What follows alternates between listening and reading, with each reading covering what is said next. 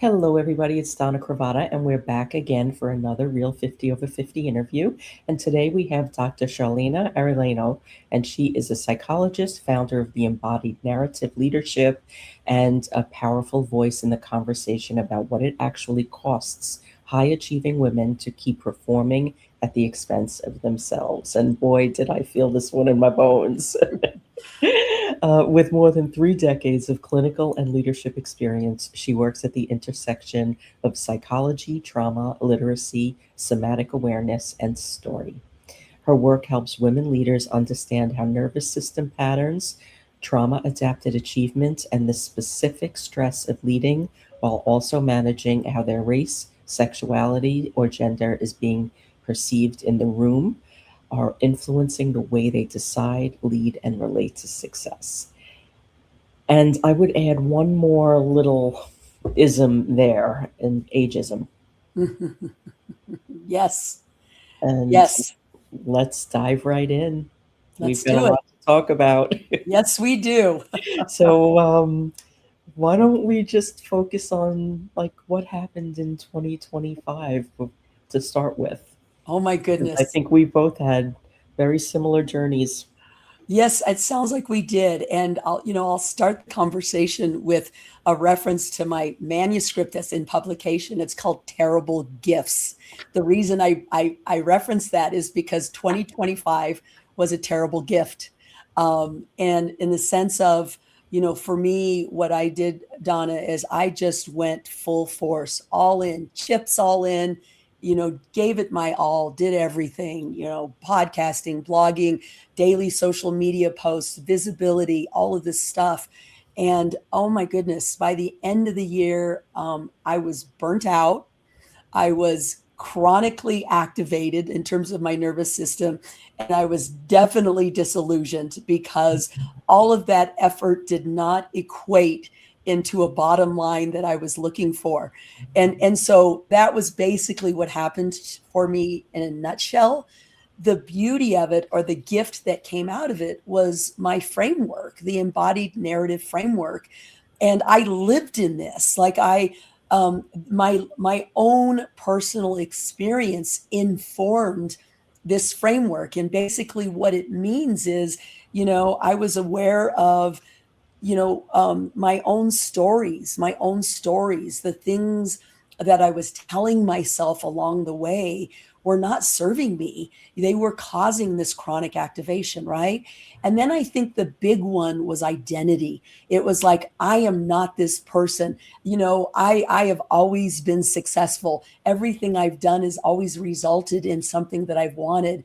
And this last year, the 2025 year, it didn't result in any of that. No. So it really made me have to look at myself like, okay, why am I so activated over these outcomes? And it really had me confront the things that I tell myself, confront what I believed about myself, and understand that really what's driving this bus is our nervous system. Like I was in that chronic activation state for months on end. No wonder I crashed, Donna. And no wonder it didn't work because Right. I mean, it's like two tuning forks trying to work together that are on two different frequencies. It doesn't work. No, it does There's not. no way it's going to work. It's never No. going to work, no matter what you do. No, exactly. Exactly. Yeah. And what I also found, I mean, that you say that is, typically where we are right now, and I recognize 2025 was a growth year for me. It was an expansion year for me, right? And here's what I learned about 2025 is I met that year as my old version of myself. Mm-hmm. And when things weren't working, guess what happened? I turned the heat up on my old version, the effort, the pushing, the forcing, the nose to the grindstone, just work a little harder, just work a little harder. And it did not work. Of course, because it's like anything else. You do one of two things. You do what you know, or you do the complete opposite. You double down on what you know, and what you needed to do was the complete opposite. Right, exactly. And I did double down. And guess what? life, the universe, however you want to describe this, basically said, no, No. this is not in your best interest, and shut the door. So all those things that I was going after were beyond my reach, not because I didn't deserve them, not because I wasn't doing it right. It was because this version of myself was not going to take me to the next level. And that was the hardest and biggest lesson for 2025. I had the same one. Yes. I had the same one. And I as I said to you before we went live, I was listening to a podcast where you were a guest recently this morning, because that's typically how I prepare for these, because I try and find what you're talking about recently.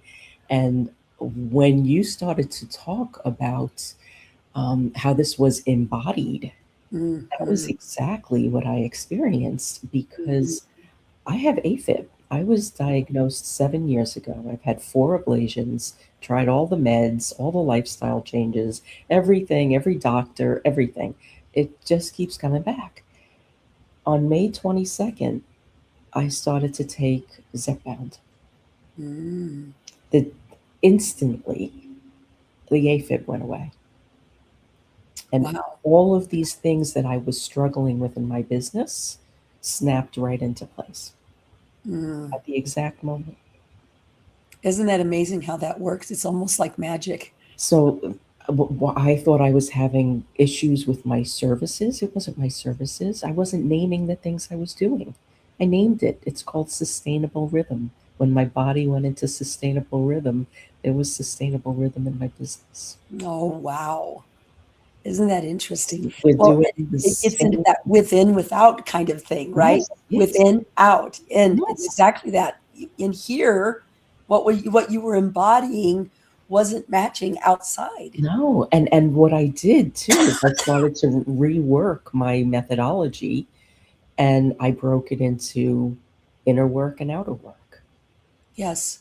Because before you start creating content and putting out into the world, you have to align that content with who you are now and what you're doing. So it was so like this with what you're doing, like, I mean, hand in hand. Right. Well, Donna, what it makes me think about is, so you brought up alignment, and a lot of people out there are like, oh my goodness, there's alignment, alignment. It sounds so foo-foo, right?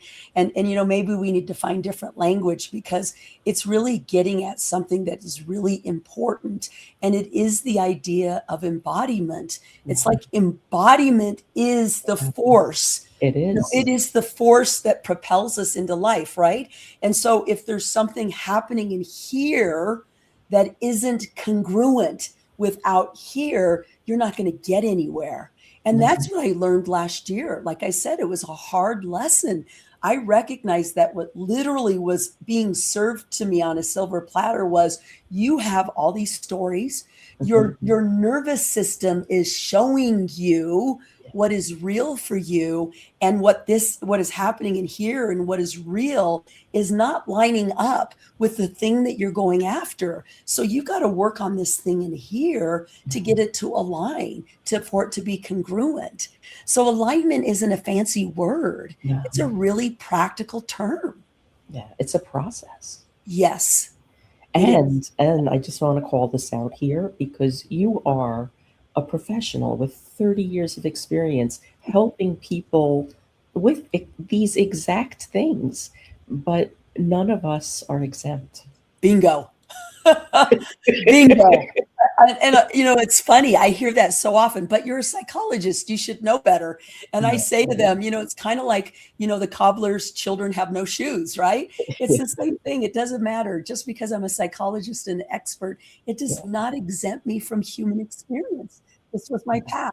And it was important. It was important for me to live through this, to really not just understand here, but again, to embody and to really get it at that cellular level. And this is why lived experience is so important. People are always looking for the shortcuts. They're looking for the tricks, the tips, the secrets. And the reality is, you've got to live through it in order for it to be effective. Yeah. So Yeah. true.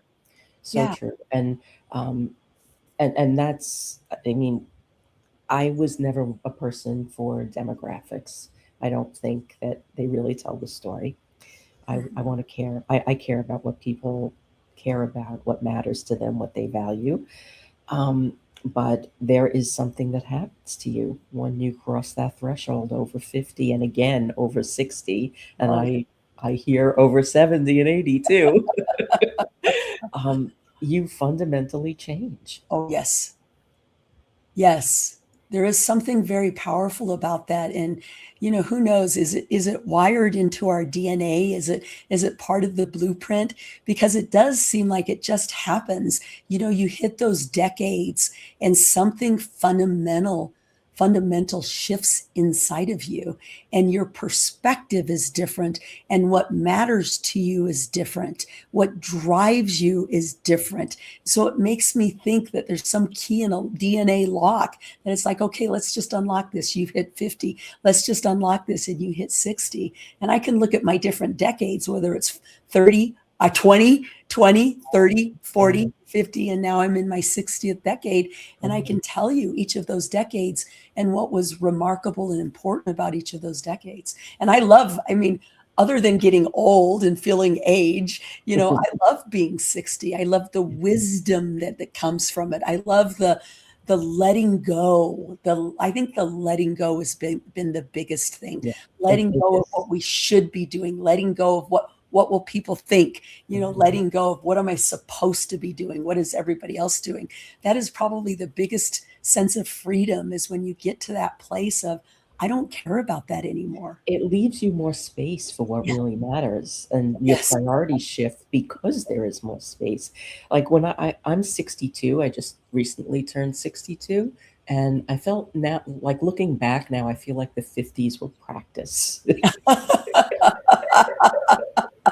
I like that.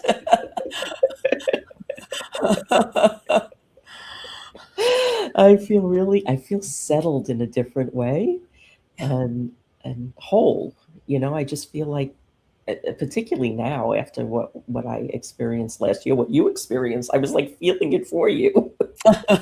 And I wouldn't have been able to do that if I didn't go through it. So what you're saying, this embodiment piece, um, and acclaiming. I mean, one of the things that I did also is I took 145 transcripts from these interviews and 18 panels, and I uploaded them into what used to be Google Notebook LM. Now it's Gemini LM, a Gemini Notebook, and it's the closed AI environment. And I just started asking questions, from that data. So I asked for the how many topics we discussed, and it was 374 topics.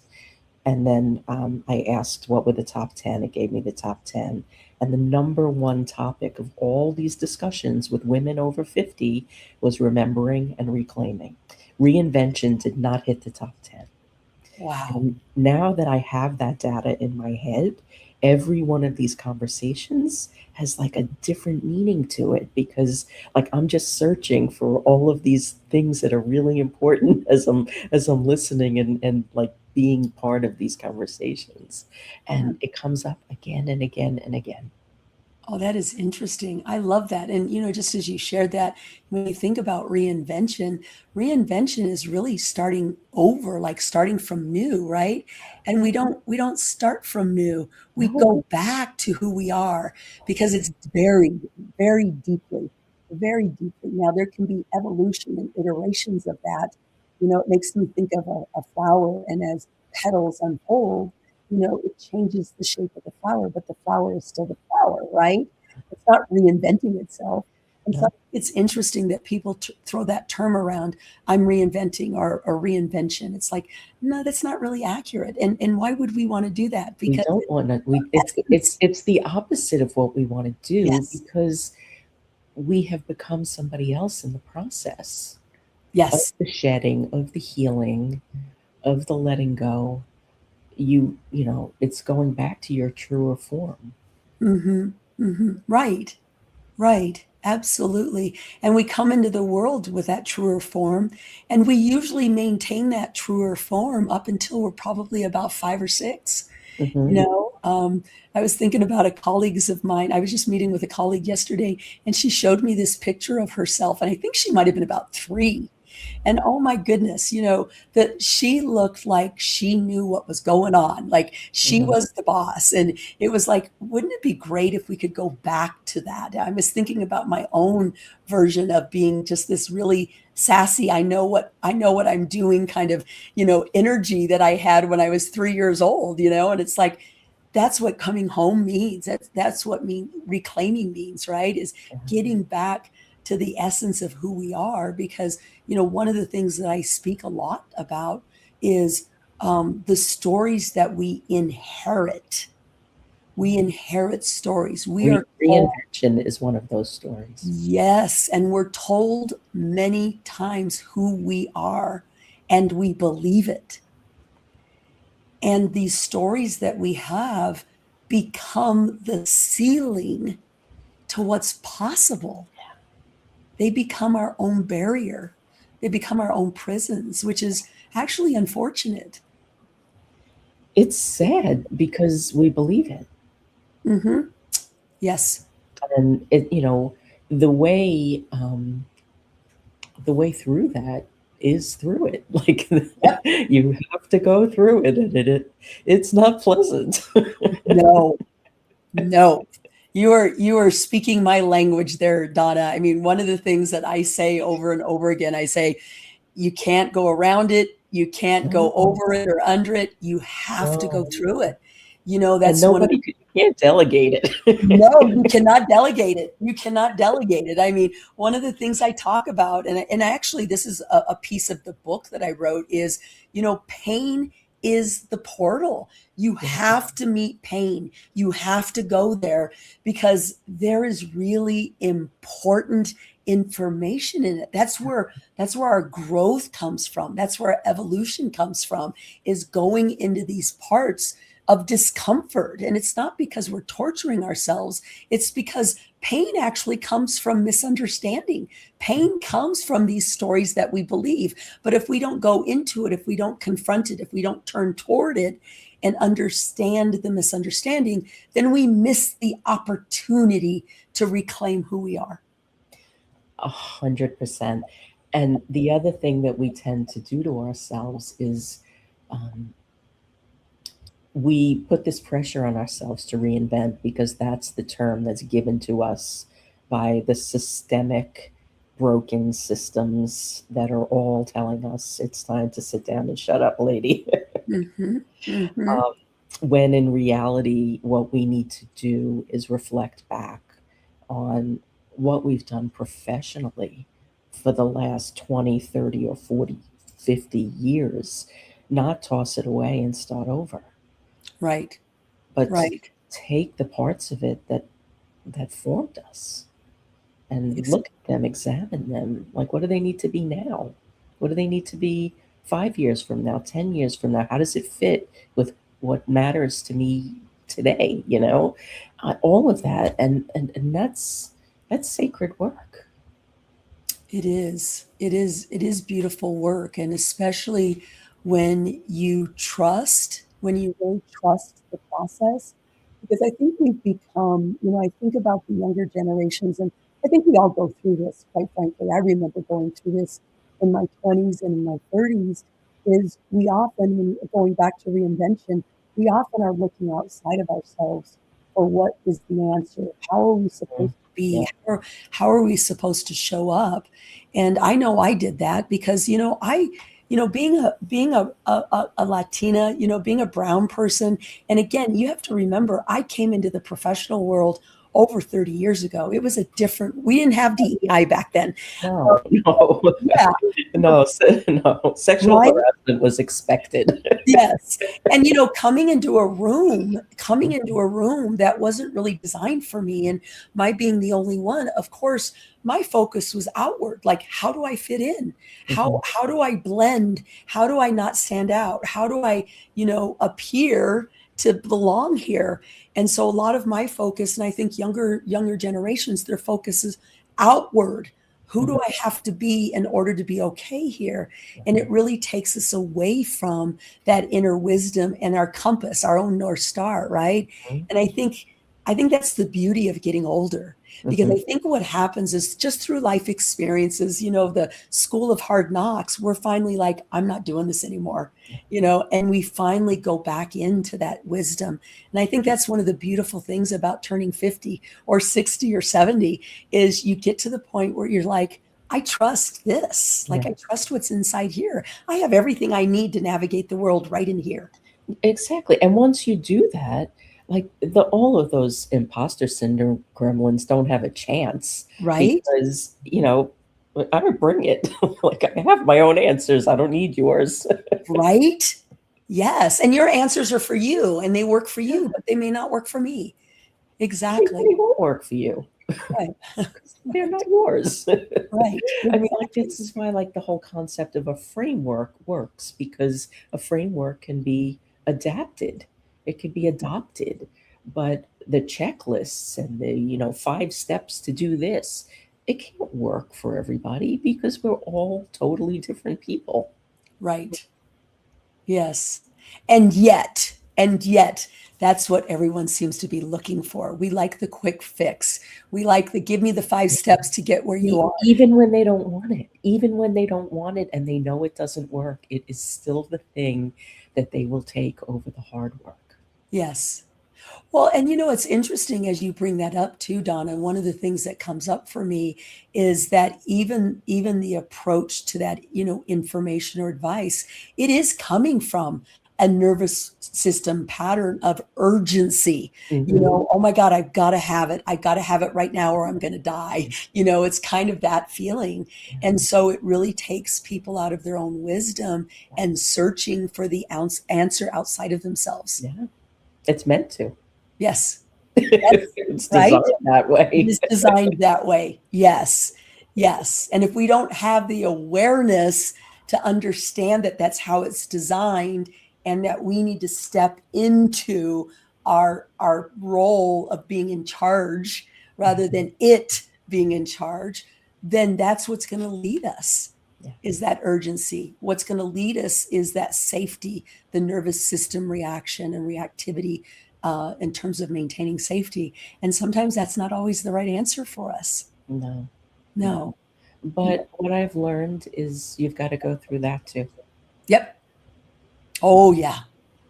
That's what 2025 taught me. Here I am, psychologist, 30 years of experience, background and expertise in trauma, nervous system, neurobiology. I have all those things, and it didn't matter.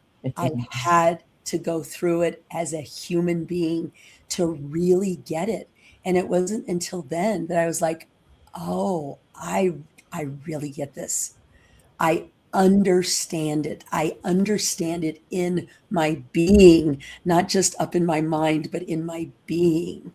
And it's so important. You'll see now, because I also heard on that podcast interview that I listened to, is that you kind of stepped back from being visible for 6 months. Yes. And what you'll see now is your approach will be so different. Yes. That your experience will be different. Yes. It's interesting that you brought that up, because this was a very intentional decision on my part, Donna, is I took six months off of social media, podcasting and blogging. And a lot of it had to do with just being burnt out. I talk about the acronym BAD, which is burnt out, activated, and disillusioned. And that's what I was. I was all three. And so I intentionally took a step back, and, I'm still in that space of, what's next for me, because I do want to do it differently, because I understand that the way I went about it in 2025 just didn't work for me. It didn't make sense. It was the formula everybody gave you, right? This is the formula. This is how you make it. And it was like, oh, this did not work. But it's also caused me, or invited me, to take a step back and go, what is it that I really want to do? And how am I going to do that in a way that is congruent with who I am and how I want to take up space and show up in the world. And I'm not even ready yet. It's there. I can feel it bubbling. I can feel it germinating, but I'm not even quite ready yet No, because it's not quite there. no. You need the evidence Yes. that you could do something different. And that evidence comes from your own work, Yes. from looking at what Absolutely. you already have Yeah. and proving to yourself that you have what you need to do this. Yes. Because you can't look for anything external until you have the internal handled. Exactly. And it's, we're doing the same exact work, but you're doing it up here. I'm doing it like in a Google Drive. I love it. I love it. We can help each other out here. For sure, for sure. And it's so funny because like I've been doing this in one form or another for 20 years, and I've been in social media since it started. And immediately I was like, I don't want to do what these people are doing. And this was even before formulas and things like that. But it was always really hard for me to sell my services because what I was offering was so on the other side of Mm, that. And the stories I told myself about my own work were brutal because I would have clients sometimes start crying when I presented plans to them because they weren't ready. And then, mm, like, I'd watch them, and 2 years later, I'd see them. It was always 2 years. It took them 2 years to get ready for what I created for them. And then mhm. they'd start implementing what I created for them, and they'd have success immediately. And, but I had to learn that my work was so vastly different and how to talk about it and how to respect it in a whole different way. And Mm. that's probably some of what you're going through now because you've gone through and found the part, you've got the parts, but they're not kind of like solidified yet. Right. It's grappling with that. I've had Yeah. conversations with my son, who's my strategist. And Hmm. one of the things we talk about is it's really hard when you're in your own lane and you're paving the way as you go. Because Hmm. I think it's human nature. I think we've been conditioned, we've learned to look outside of ourselves for the mile markers, the goalposts, the defining of the container, right? And when you're creating something like this that's new, there are no mile markers. There are no walls to define this. And No, it feels really uncomfortable. I can tell you that I really sit with this stuff and grapple and stretch and pull people in to say, "Hey, I'm thinking about this. What do you think?" Because it's a weird place to be. it is. Well, because there's Creating nothing, something. there's nothing to compare yourself to. Exactly. And you can waver back and forth between, well, nobody's doing this because, um, early to the game, or nobody's doing this because nobody wants it. Right. And you could pick up either one of those stories and run with it. Yeah. Right. And it might be a little bit of both. Yeah, yeah. But Yeah. either, but that's what the receipts show you. Like when you say, "Oh, I did this, and I did this, and I did this," so of course I could do that too. Like, Right. why wouldn't I be able to do that? Yeah. Yeah. Exactly. It's Exactly. it's I can't, you understand, you get it because you're having the same experience I'm having. But, my relationship with my work has changed so much in the last couple of months. Um, I just want to shout it from the rooftops. Mhm. Mhm. No, you get excited about this, right? It's funny if you think about where we are in our lives, Donna, and I actually live in a retirement community. So I'm one of the minorities in terms of still working. And I was literally having a conversation yesterday with a friend of mine, and they're like, "Well, when are you retiring?" And I'm like, "Not anytime soon, Mhm. because this doesn't feel like work. Yeah, This is exciting. This makes you feel alive. It tickles, I guess is a good word. It tickles at your natural curiosity, like, oh, where could this go, or where could that go? And there's so much passion. I have so much passion for this.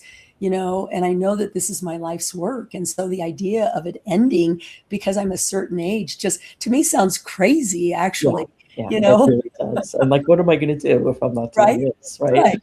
Right. Exactly. Exactly. It is, yeah, it's really exciting. It's really exciting. I mean, I go back and forth because, we're living in a time where, you know, there's just all this craziness going on in the world politically and globally.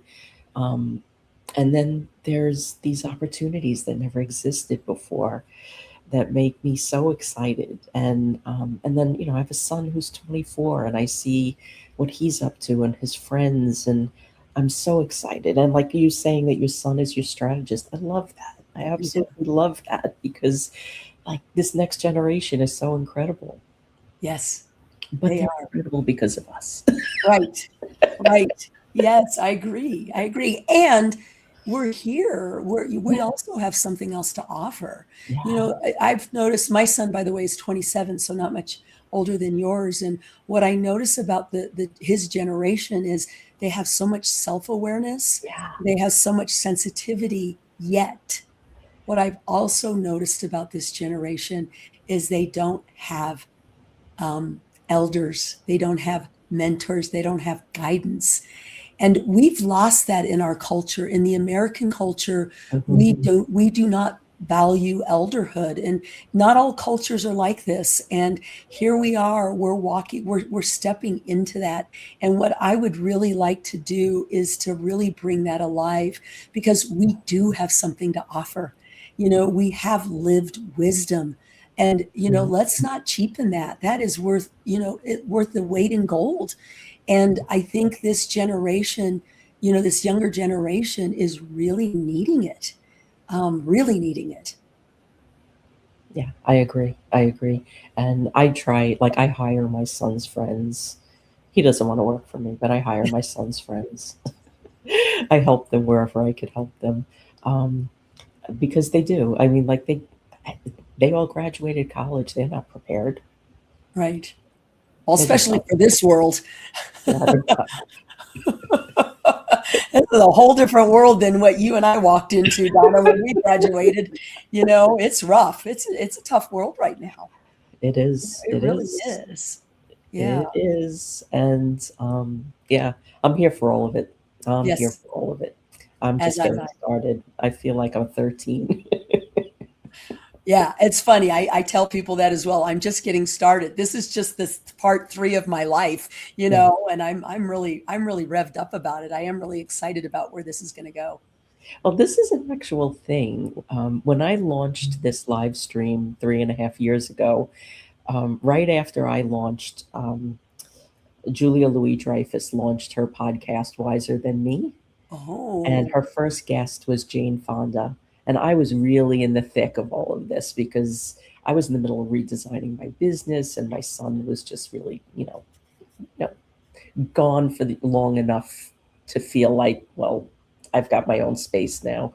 And it was post COVID. And I listened to that podcast, and she talked about doing a life review at mm, age 58, and I was 58 at the time. And that this is where you kind of plan your third act. Your third yes, act is probably your last act. So, there's that pressure to get it right, to not screw it up. There's no time to make mistakes, right? But then there's also, well, what do we do with what we already have?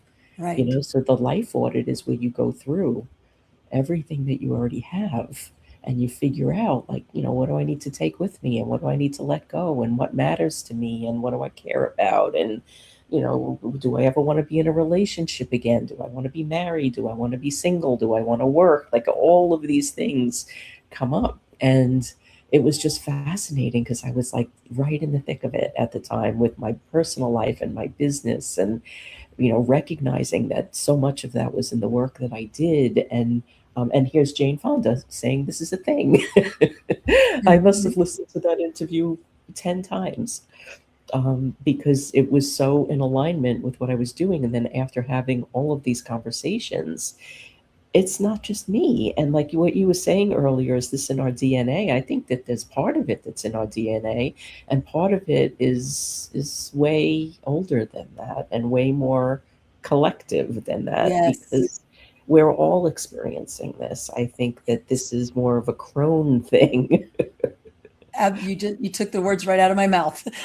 Yes, yes, and I love that you said it's collective, because I do think the individual, it's not just an individual's experience. It's not just your experience, Donna. It's not just my No. experience as Charlena.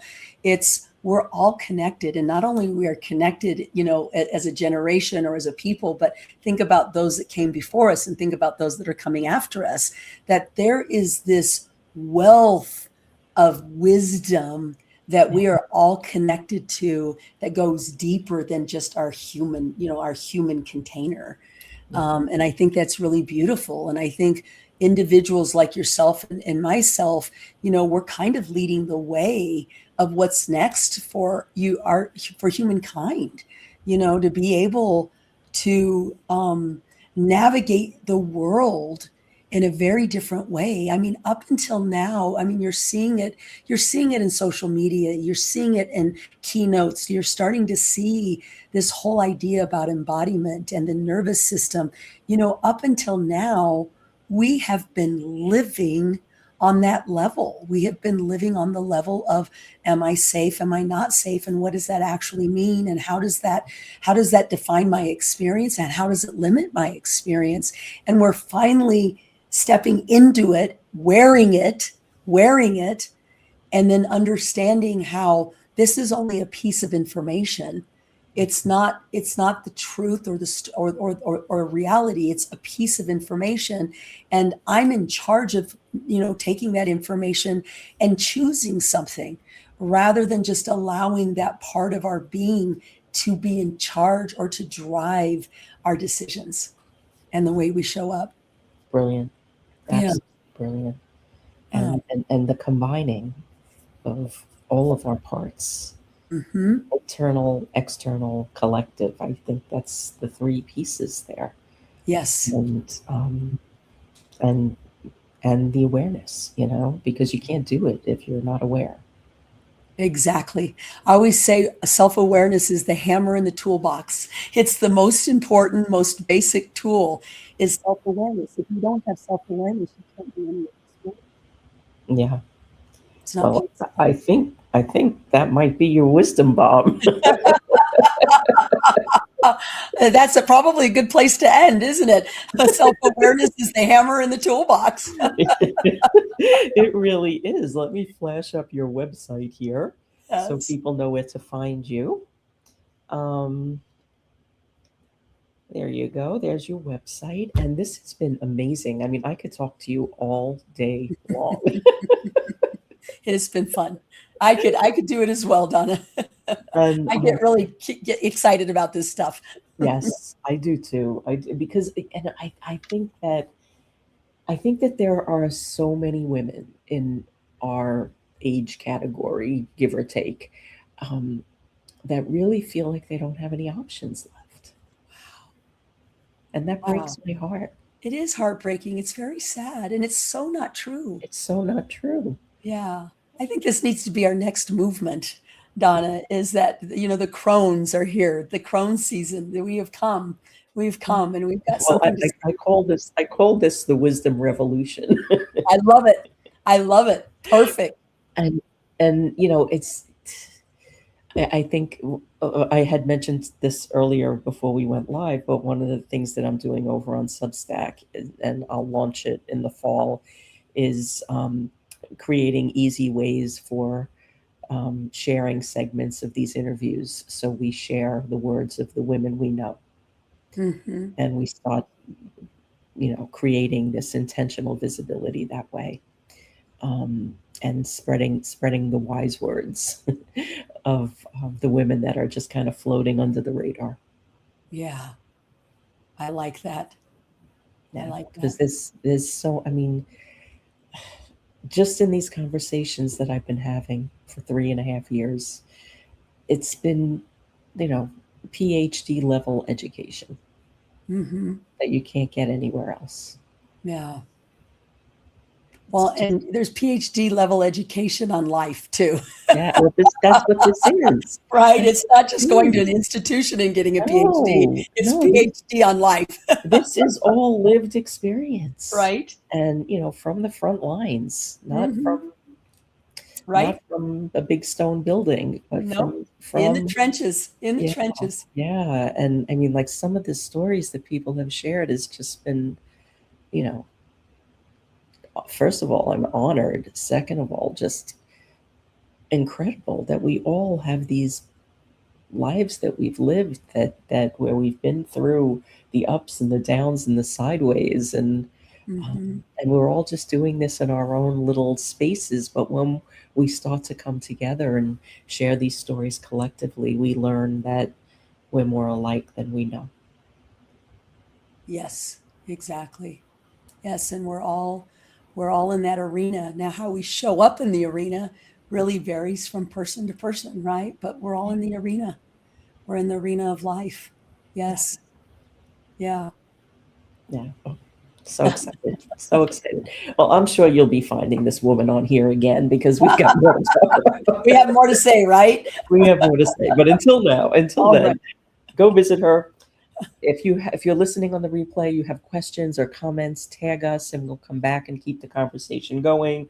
And make sure that you've got that self-awareness hammer in your toolbox and not collecting dust. Right. Exactly. Use it. Use it. Yes. Well, this has just been a delight. Thank you so Thank much. you. I've enjoyed it. Thank you, Donna. Okay, and we will be back with more, and have a wonderful Wednesday, everybody.